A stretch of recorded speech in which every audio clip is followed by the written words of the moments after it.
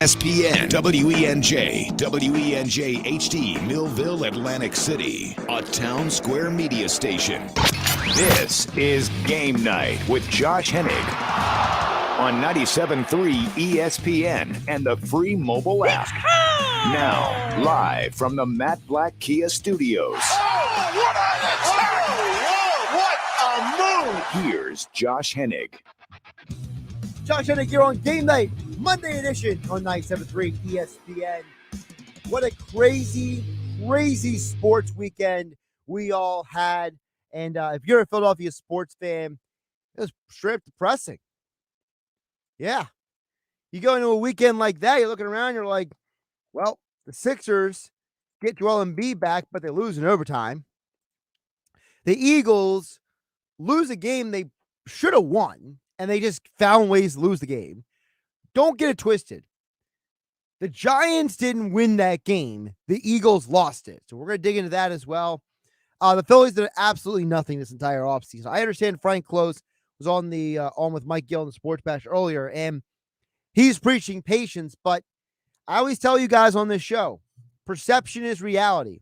And right now the Mets look really smart, and the Phillies look like they're stuck at the altar by themselves. They look like they're just standing there, really lonely without a date for the big day. So, and of course, the Flyers lost to the Devils because they're just falling apart right now. So we got a lot to get to on the show. Chris Franklin from NJ.com will join us coming up. Eagles and Sixers right will join us at 6:20 tonight to get more into everything.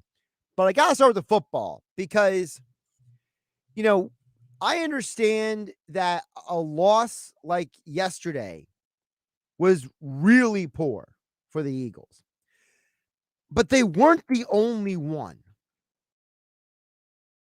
Philadelphia Eagles, the Indianapolis Colts, and the Cleveland Browns all tried to do something that was outside of their expertise.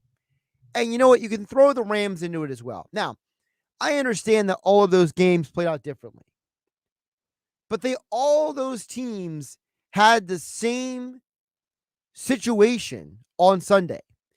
They tried to do something that was not their expertise. And by the time they got back to doing what they're best at, it was either too late or it didn't matter. The Colts got to Jonathan Taylor too late in the game. The guy's an MVP candidate, and you have Carson Wentz chucking the ball 45 times. Frank Reich, what are you doing? Cleveland Browns, Kevin Stefanski's entire offense is built on the run game. You get Kareem Hunt back, Nick Chubb's back there, and you barely used him at times. Or when you did use him, it looked like you didn't know what you're doing. Look at the Rams-Packers game. I understand Cam Akers is out for the year. You want to use that Odell Beckham Jr. guy. You just acquired him. He's a new toy. He's a new fun thing. But Sean McVay built this team when he got to Los Angeles on that zone run game, doing similar to what Kyle Shanahan has been doing in San Francisco. And he got a guy in Todd Gurley. Well, now he's trying to go super pass happy with Matt Stafford. It's not working. He got away from his bread and butter. And the same thing happened to the Eagles on Sunday. And look, they finished the game with a ton of rushing yards and some real great productivity. But it almost felt like it was a little too late.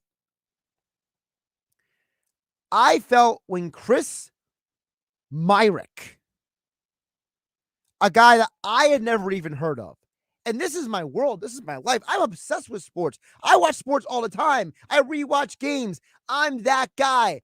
I didn't know who Chris Myrick was. And when he caught that touchdown in the third quarter, I was like, oh, man, I don't think the Eagles are winning this game. That was my moment. Because I'm looking at an Eagles team that opened the game barely running the ball. They were passing and passing early in the game. You know, when the Eagles had that 10-play drive that led to the Hurts interception, they ran the ball initially, but then they got a little pass happy because Hurts started hitting a few passes, hit Watkins a couple times. Looked like it was working out. And then they got a little too pass happy. There are 3 people to blame for the Eagles' loss yesterday. And this is where the Eagles differ from the other teams. You see, when the Colts lost their game, let's be realistic. Did anybody out there really think the Colts were going to beat Tom Brady and the Bucs? Maybe if Peyton Manning was an undercenter for the Colts and not Carson Wentz.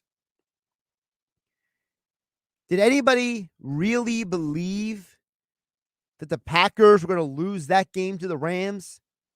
You know, Mr. I got a chip on my shoulder, Aaron Rodgers, walking around like the world's against him. Thinks he's Tupac, me against the world out there. We knew those results were going to happen. We knew that the Ravens and the Browns were going to be a close game. We didn't know how ugly it was going to be, but we knew it would be a close game. But most people believed the Eagles were going to beat the Giants. And what happened? 3 people walked away from that game responsible for the loss. And they're all on offense. The defense did their job. I said this to Mike Gill earlier today on the Sports Bash on 97.3 ESPN. Josh Hennig hanging out with you here in the Matt Black Kia Studios. I said it to you guys earlier. Your defense gave up 13 points. You should win that game. You should knock a team out. And you still could have won it at the end if Jalen Reagor didn't drop the ball. Reagor had 2 drops yesterday. Greg Ward had another drop. Guys dropping the ball. So it doesn't help your quarterback. But you also got to blame Hurts. He did not stay within himself. That was arguably Jalen Hurts' worst game in about 3 years. And yeah, I'm going back to college. I'm going back to his days at Alabama. I'm not even going to Oklahoma. I'm going to Alabama. Jalen Hurts has not had that kind of ugly game in a long time. And I think part of it was because I think that Hurts got this idea into his head. He was tired of getting asked every single week about the run game versus the passing game and about passing the ball and all that stuff. I think he got tired. I think there's a part of him that tried to go out there and prove to everybody that he could pass the ball. And it didn't work out. It just didn't go well for him. Because right now, he's not that kind of quarterback. Now, I'm not saying he's going to be some great elite player. But he's not the first, and he won't be the last young guy who went out there and made some bad decisions.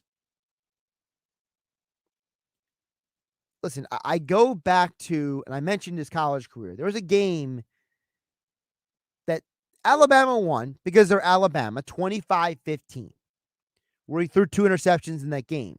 15 for 25 passing. They beat a Texas A&M team that wasn't as good as them, so they got away with it. In college, you can get away with having a lackluster game that you can't get away with in the NFL. And Jalen Hurts learned that hard lesson yesterday, that in the NFL, everyone has talent. Everyone is good enough. You can't take downs. You can't take plays off. You can't just chuck. You can't just throw it all over the field. You have to be better than that. Jalen Hurts is better and should be better than that. But I also blame Nick Sirianni. This is the worst offensive game the Eagles have had since the 49ers game when they lost 17-11.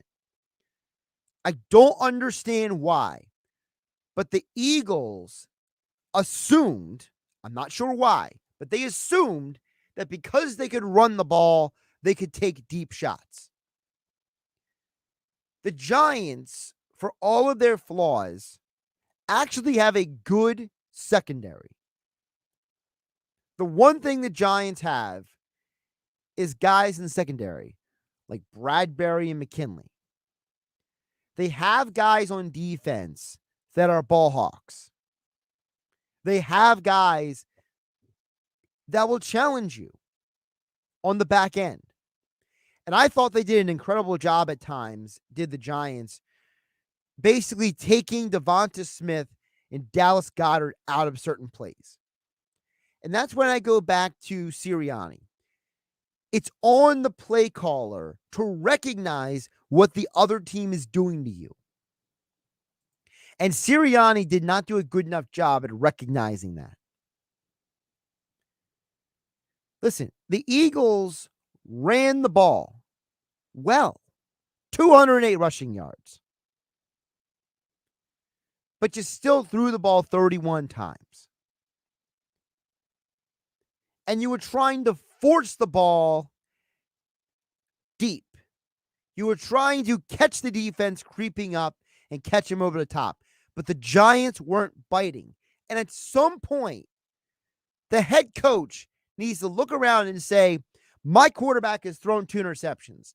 I got to put him in a position to make easy completions, get him in rhythm, get his eyes focused on the right things. I have to help my quarterback. But Sirianni regressed and went back to something that he was doing in previous weeks. I mentioned the 49ers loss, also the Cowboys loss. Sirianni gets into this mode where he wants his quarterback to win him drives, win him plays. And Jalen Hurts, at times, has bailed him out. There have been times in the past where Jalen Hurts has saved Sirianni, but he's not able to do it all the time. Just like Lamar Jackson had a horrible game last night. All right? You can't ask guys who are not elite passers. Brady, Rodgers, Russell Wilson, at least before recently. You can't ask guys who are not on that level to be that guy. Look what happened in the Vikings game yesterday. Dalvin Cook goes down. Kirk Cousins regresses. Why? Because Kirk Cousins is a good NFL quarterback. But when you expect him to be great, he folds. Why? Because he's not that guy. Nick Sirianni did not help his quarterback. Michael Vick said it in the halftime on Fox TV. Get some quick hits.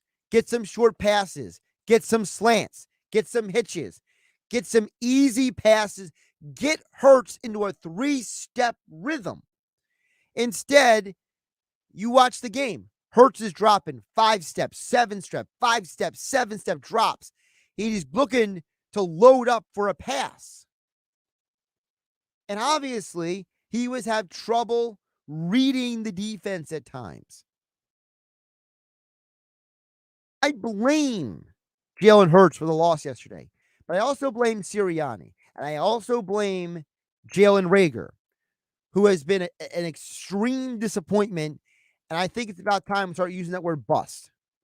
I wasn't going to do it before. Now, I'm much more comfortable doing it.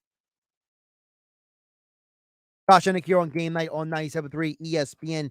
Brought to you, my friends, over at the FanDuel Sportsbook inside Bally's Hotel and Casino in Atlantic City. The holiday season is in full swing, and you can catch all the NFL, college football, NBA, college basketball action at the FanDuel Sportsbook inside Bally's Hotel and Casino in Atlantic City.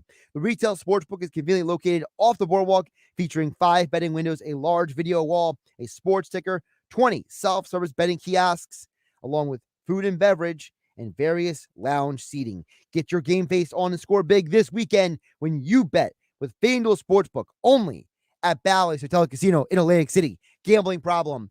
Call 1-800-GAMBLER.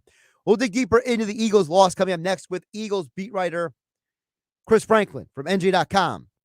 Coming up next right here on 97.3 ESPN FM, the 97.3 ESPN mobile app. It's free thanks to First Bank of Seattle City. You can also DM the show through the 97.3 ESPN mobile app, and you can join the conversation. Text in at 609-403-0973.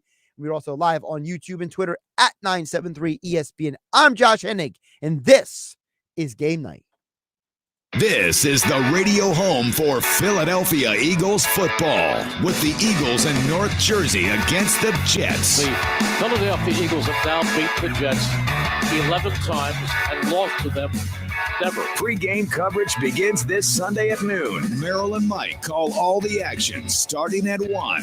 This is where the Eagles play. 97.3 ESPN, South Jersey's Eagles station.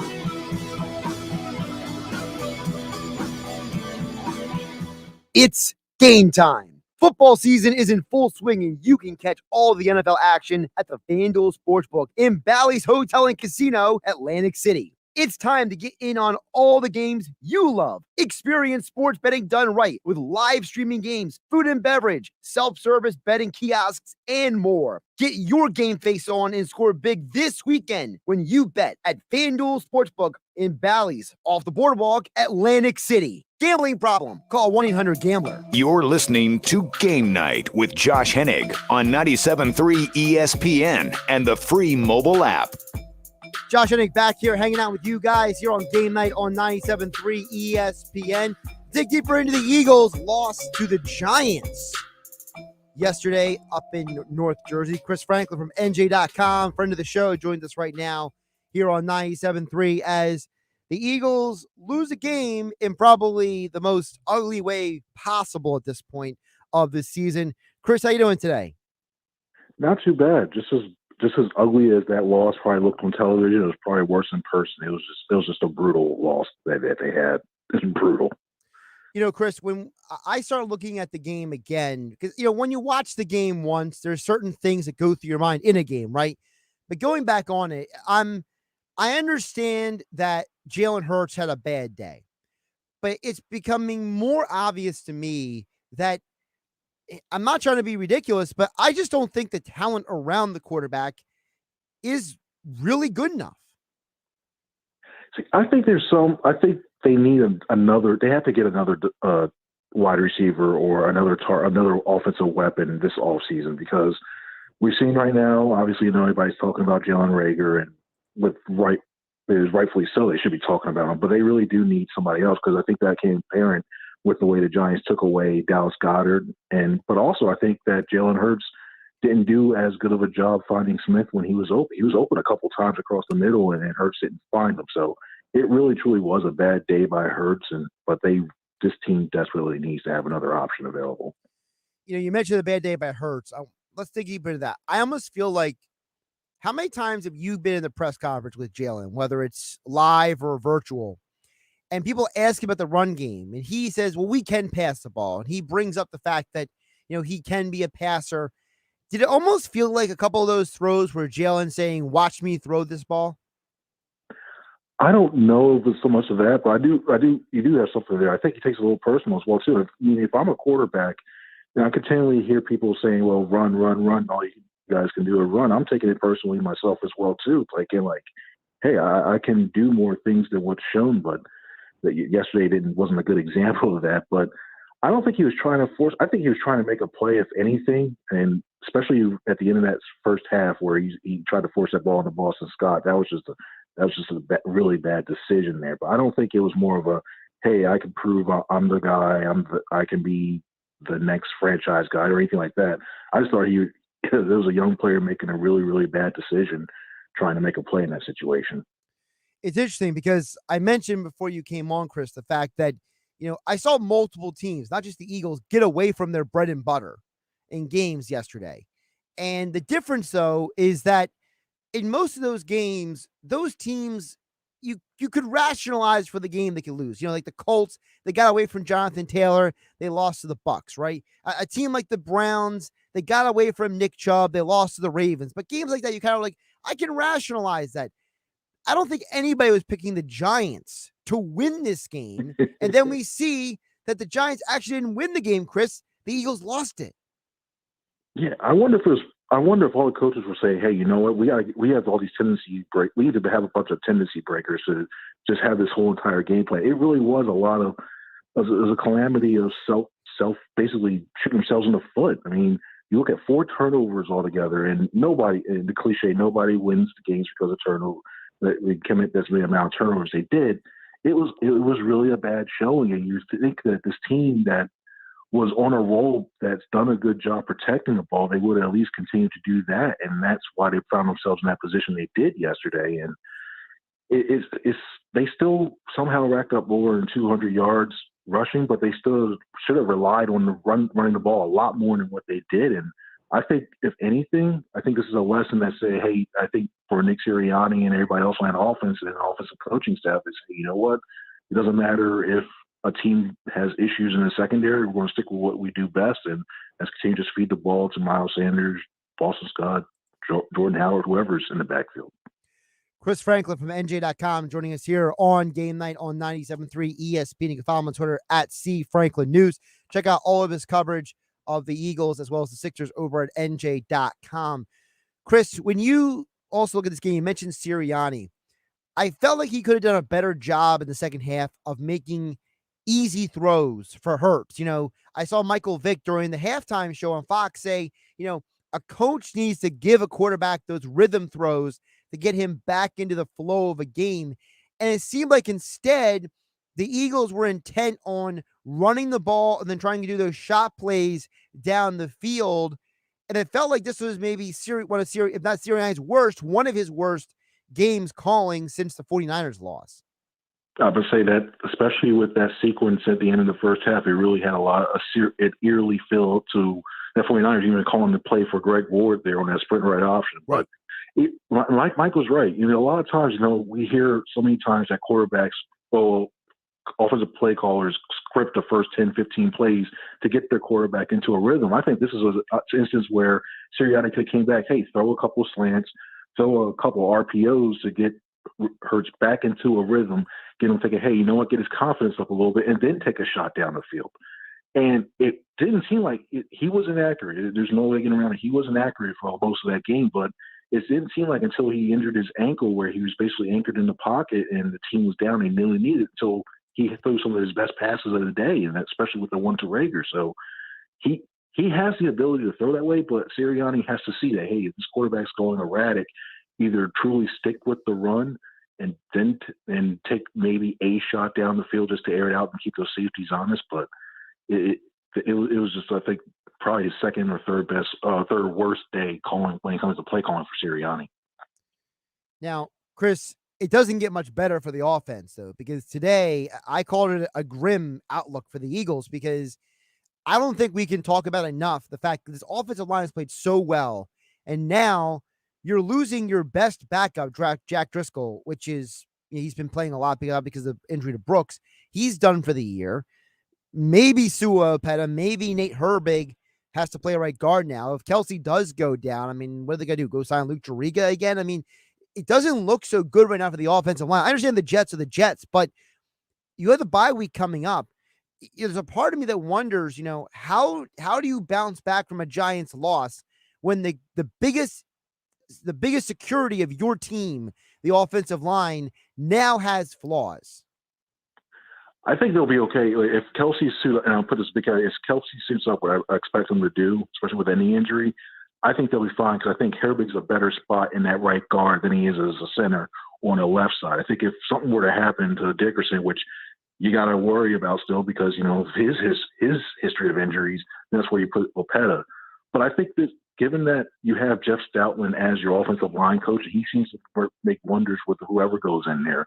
I think that's going to be okay when it comes there, but they can't lose Kelsey because Kelsey has seen everything and he's able to point out all those different stunts that you can see that can really trick up most offensive lines, but he's able to diagnose them and put everybody in the right position. So that's the one to worry about. But even with all that, I just think even with the Jets, when you look at their defensive line, when you look at what they could potentially present defensively, I just don't see them overcoming that. So if anything, I think I'd feel more confident this week now than how saying this, but they got that loss out the way. I'd feel more comfortable now that I think they'll be focused. I think Stoutland will have all those guys ready, and it doesn't matter who the Jets put up against them in the front seven. I think the Eagles will be able to handle their business.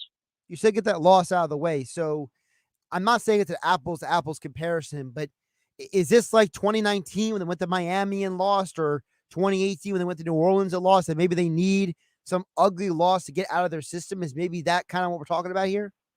I think so. I thought going into there, I thought the Jets game may give them a little more issues because I figured that would be right before the bye week. Not saying they would lose to the Jets, but have lost to the Jets, but it would have gave them a little bit more issues because it's right before the bye week. They're thinking ahead. They would have been on the roll. I thought the Jets would give them a problem. I didn't see the Giants give them this big of a problem, but I think something like this can refocus everybody and say, hey, you know what? We can't just they just basically can't rest on their laurels and think that they can run with the rest of this easy schedule. Well, now we know it's not going to be so easy given that way this thing started out with. So if anything, I think it'll refocus everybody into moving ahead for the rest of the season.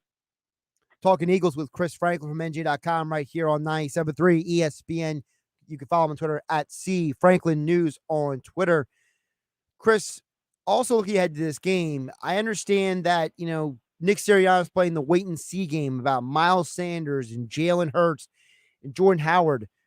But there's a part of me that wonders, and I'm not trying to be tinfoil hat, but I'm just wondering, is there a part of the Eagles that says, you know what, we got a bye week coming up. Do we really have to rush some of these guys back on the field? Would we rather have them for the stretch run after the bye week?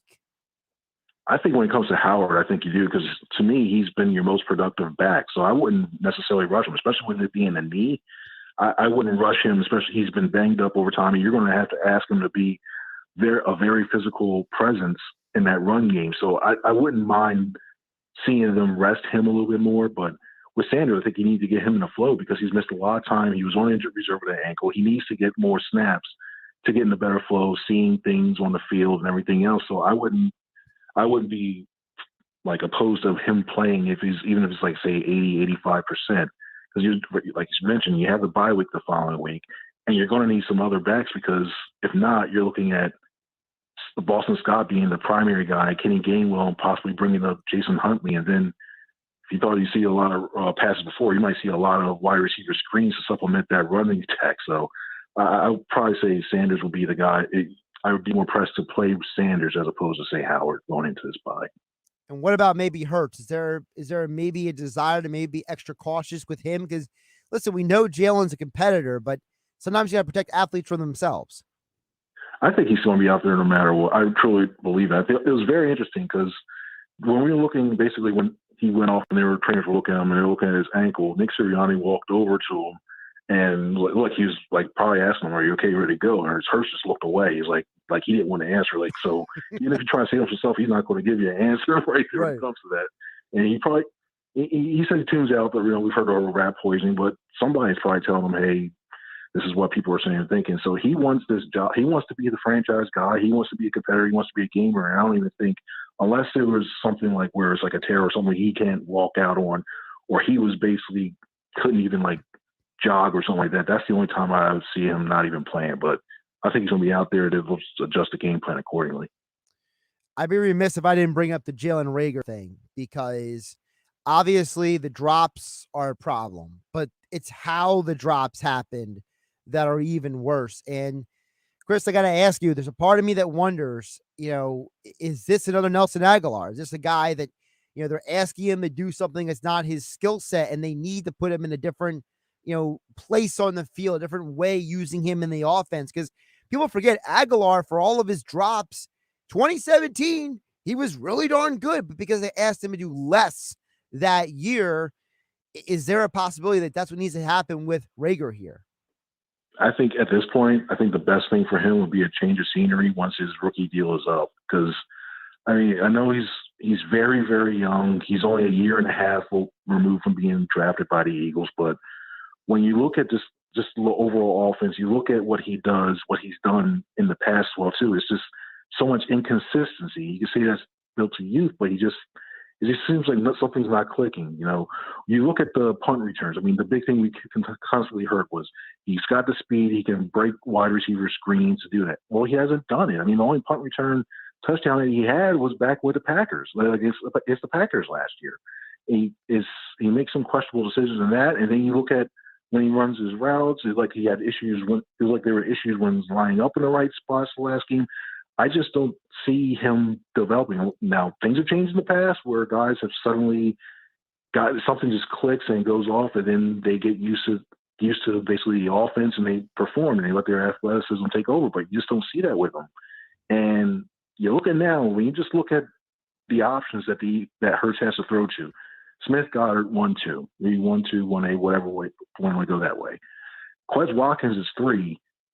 You start to look around, who's that one too? Even when you go down there, I'd probably even put J.J. Arcega-Whiteside as a better option right now than Jalen Reagor. Who would have thought we were saying that at any point in the last few years? I just think it's one of those things where I don't see Aguilar renaissance per se, even like the way Aguilar's playing well with the Patriots.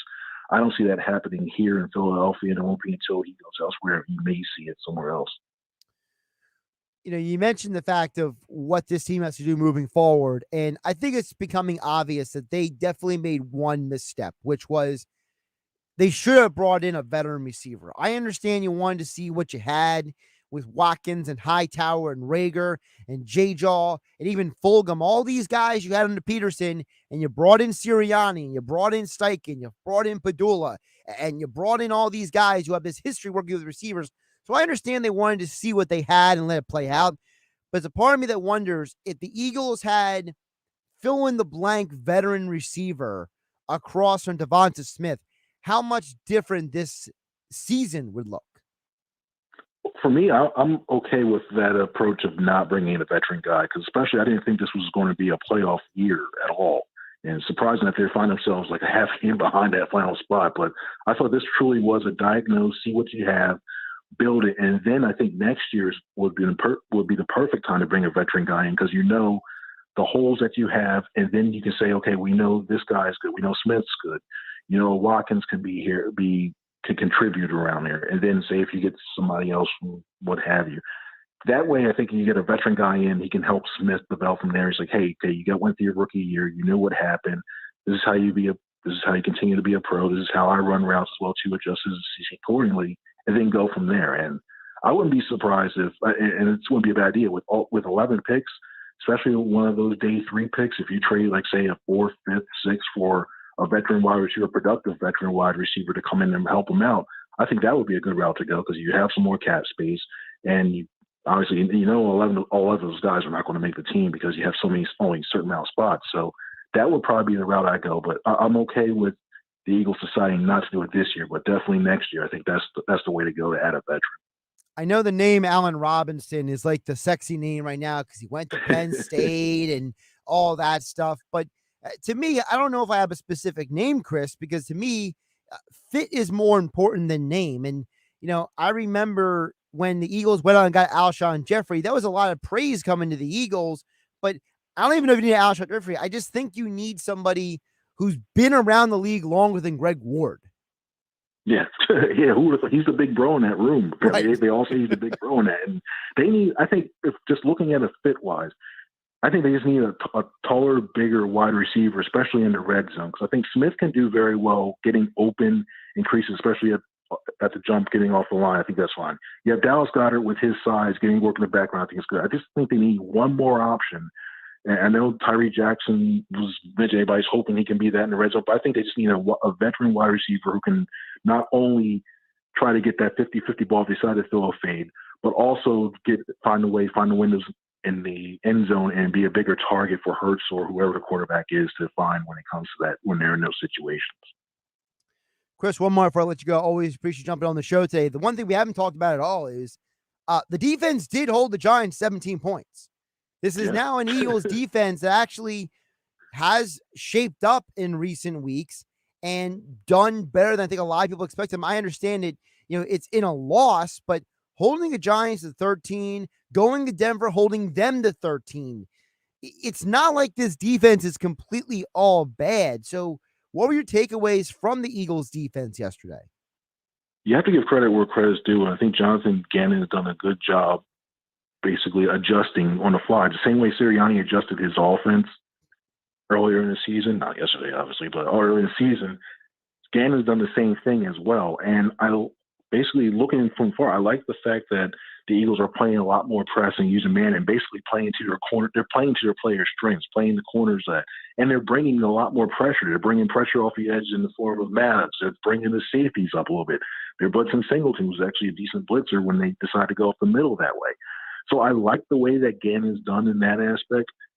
And I just the one thing I want to see is, especially if it does come down to that final game against Dak Prescott, because you look at the quarterbacks on the remaining part of the schedule, nobody truly strike fear except for Dak. And even Dak's have his issues right now with the Cowboys. So it seems like whenever he faces those veteran quarterbacks, he wants to play the shell, let everything stay in front. I want to see if that happens, or if they somehow make the playoffs and get into the 7th seed. I want to see if Gannon has learned and then starts to attack and starts blitzing a little bit more like he has started to do it and playing more press man, because they have, when it comes to Nelson, when it comes to Slay, when it comes to Von Maddox, they have the personnel that can be able to do it. Just want to see if he possesses the constitution to continue to stick with it. He's Chris Franklin. Follow him on Twitter at @CFranklinNews for all of your Eagles and Sixers coverage over at NJ.com. And of course, don't forget about the podcast, that being the No Huddle Show with him and Mike K. Check them out there on wherever you get your podcast. And you join us right here on Game Night on 97.3 ESPN. Chris, always appreciate the time and the conversation. Great stuff. Always fun talking to you, Josh, man. Thanks again for having me on.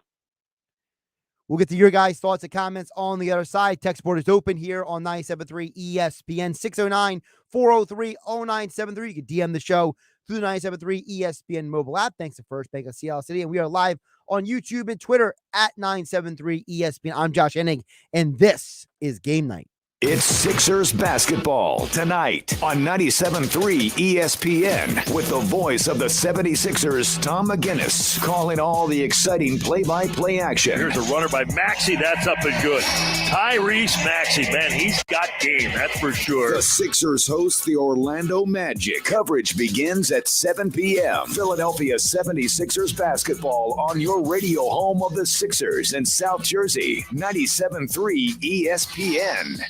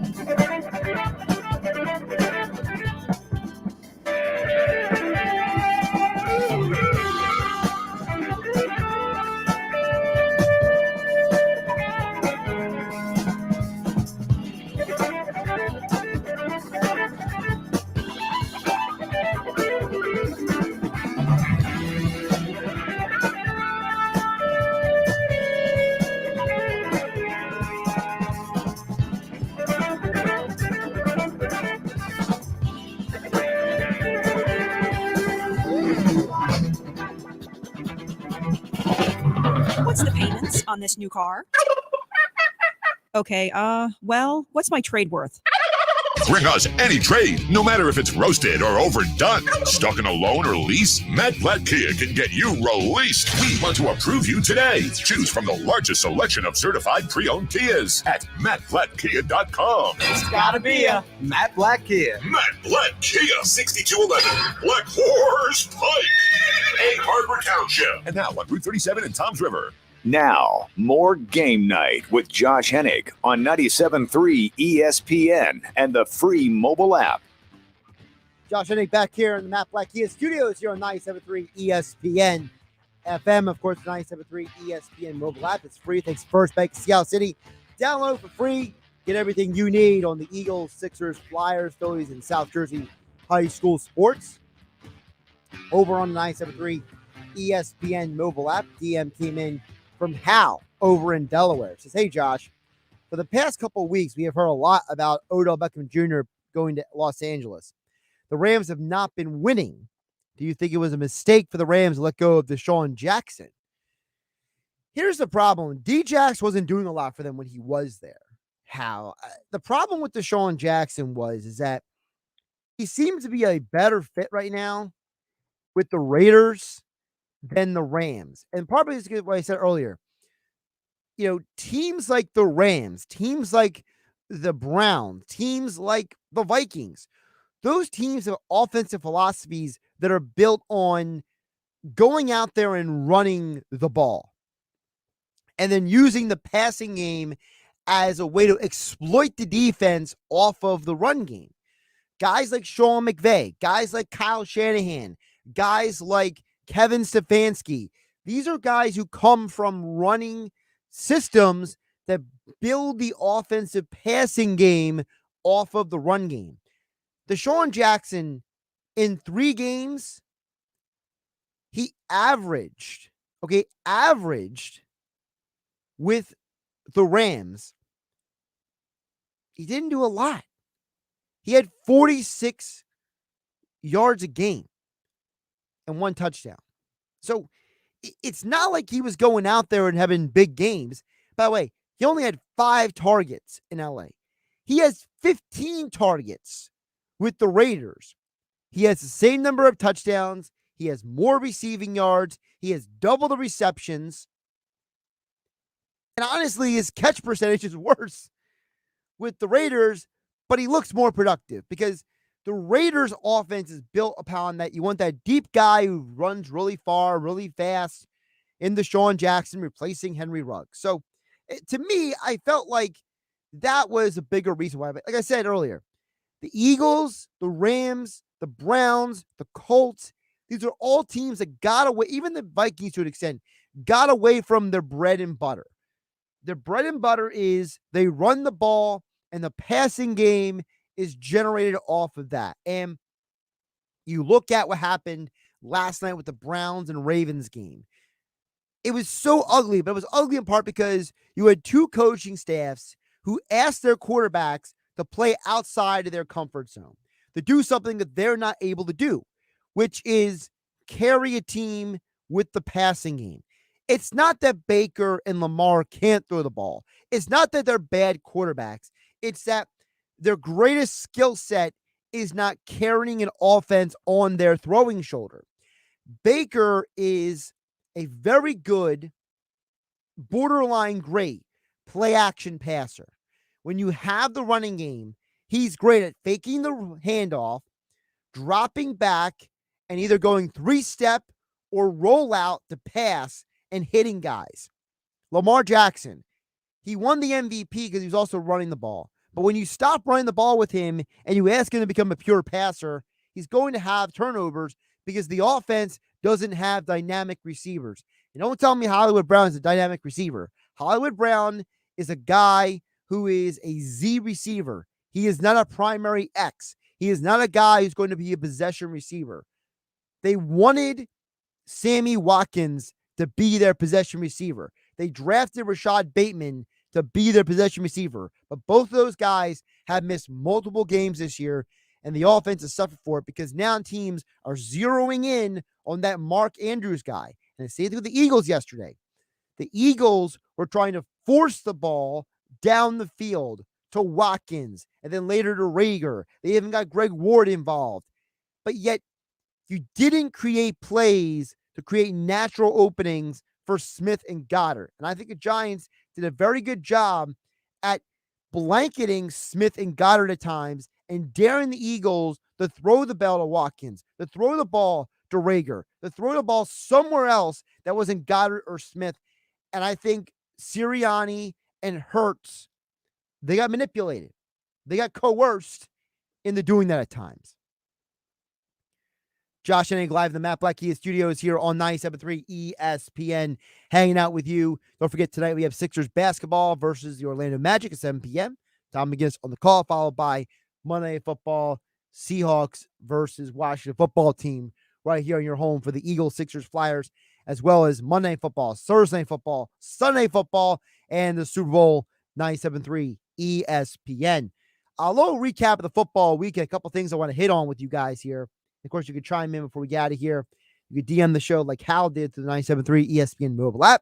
You can text in at 609-403-0973.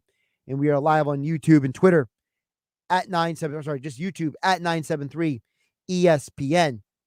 I'll get to the YouTube in just a moment. But first of all, awesome weekend. If you followed our featured bet of the week brought to you by the FanDuel Sportsbook inside Bally's Casino in Atlantic City. We covered the 19.5 with Auburn and Alabama. It was a lock once they went to overtime. You already knew it was a lock. A bizarre weekend in college football, by the way.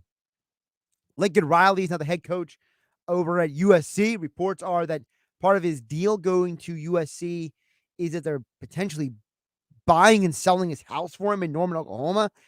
He's getting a huge pay raise. The college football world is being turned upside down because there's so many coaching openings. I mean, Sonny Dykes is at SMU, the rival of TCU. He leaves, comes the new TCU head coach.